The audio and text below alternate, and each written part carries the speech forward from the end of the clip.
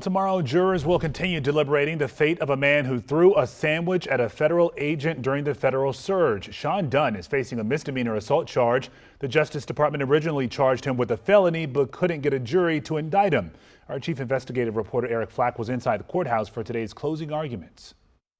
Dunn's defense team rested its case without calling him to testify in his own defense or calling a single witness, as the facts of what happened on that viral video really are not in question. Now, the misdemeanor charge that Dunn faces is under U.S. Code 18111, which makes it a crime if someone forcibly assaults, resists, opposes, impedes, intimidates, or interferes with any law enforcement officer engaged in or in the performance of official duties.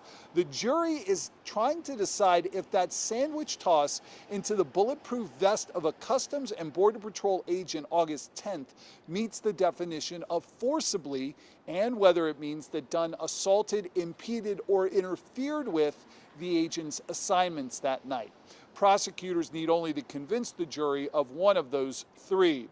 Now, Tuesday, after day one of this trial, leaving the court, the man who became known as the D.C. Sandwich Guy wore a medical mask and covered his face as he left the federal courthouse. Closing arguments on Wednesday afternoon, and his attorneys told the jury the sandwich toss was protected speech, an exclamation point on his First Amendment protest of federal agents' presence that night. They said this case is about a sandwich that the agent somehow felt through the ballistic armor he was wearing on his chest. That defense attorney added the agent kept gag gifts on his desk that he got from fellow agents after the sandwich incident. But the Department of Justice brushed aside arguments that what happened was no big deal, telling jurors, this is not about the First Amendment, it's about someone who crossed the line.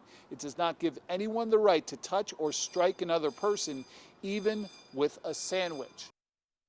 And that was our chief investigative reporter Eric Flack. We will be staying on top of this trial tomorrow for sure, so count on us to let you know what happens.